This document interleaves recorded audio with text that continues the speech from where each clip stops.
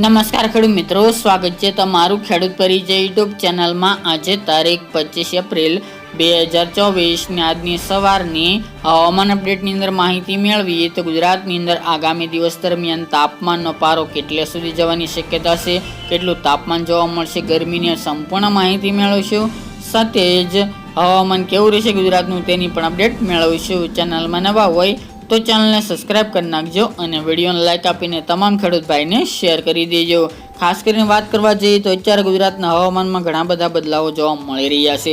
તાપમાનમાં પણ હાલ તો 2 દિવસથી વધારો થતો જોવા મળ્યો હતો, તેની સાથે અલગ અલગ તાપમાન અલગ અલગ સિટીઓની અંદર જોવા મળી રહ્યું છે। ખાસ તો વેસ્ટર્ન ડિસ્ટર્બન્સની સામાન્ય અસર ગુજરાતની અંદર જોવા મળી રહી છે, જેના કારણે અમુક વિસ્તારની અંદર ઊંચા લેવલે વાદળો જોવા મળી રહ્યા છે, જેના પરિણામે તાપમાન અમુક વિસ્તારની અંદર નીચું ચાલી રહ્યું છે। અત્યારે સરેરાશ તાપમાનની વાત કરીએ તો આગામી 30 તારીખ સુધી તાપમાનનો પારો સરેરાશ 40 ડિગ્રી આજુબાજુ તેમજ તેનાથી નીચે જોવા મળી શકે છે। એટલે કે અમુક વિસ્તારની અંદર 40 થી લઈને 42 ડિગ્રી તાપમાન જોવા મળશે, જ્યારે અન્ય વિસ્તારની અંદર 37 થી લઈને 40 ડિગ્રીની રેન્જમાં તાપમાન જોવા મળે તેવું અનુમાન રહેલું છે।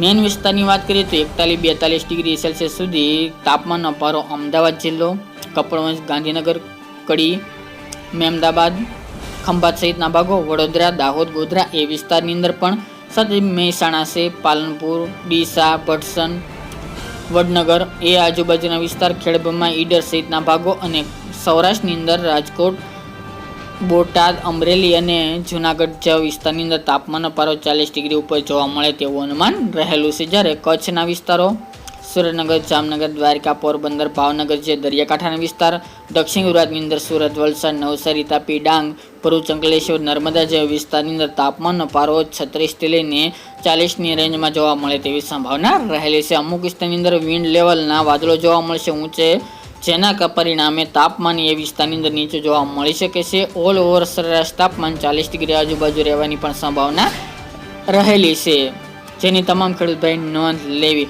બાકી ગુજરાતનું હવામાનની વાત કરવા જઈએ તો આગામી દિવસ દરમિયાન ગુજરાતના હવામાનમાં કોઈ પણ ફેરફાર થવાની શક્યતા નથી।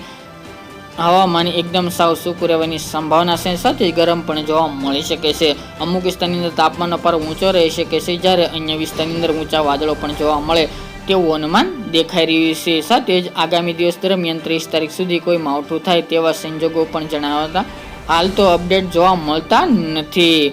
આગામી મે મહિના દરમિયાન અત્યારની અપડેટ પ્રમાણે જો વેસ્ટર્ન ડિસ્ટર્બન્સની અસર નહીં હોય તો ચોક્કસપણે તાપમાન 42 થી લઈને 44 ડિગ્રી પહોંચી શકે છે અને એક હીટ વેવનો રાઉન્ડ જોવા મળી શકે છે। પરંતુ વેસ્ટર્ન ડિસ્ટર્બન્સની અસર ગુજરાતમાં થશે તો ફરીવાર ગુજરાતના હવામાનમાં બદલાવ આવશે અને માવઠું થાય તેવા પણ સંકેતો જોવા મળી રહ્યા છે, પરંતુ તે આગોતરા એંધાણ તરીકે નોંધ લેવી।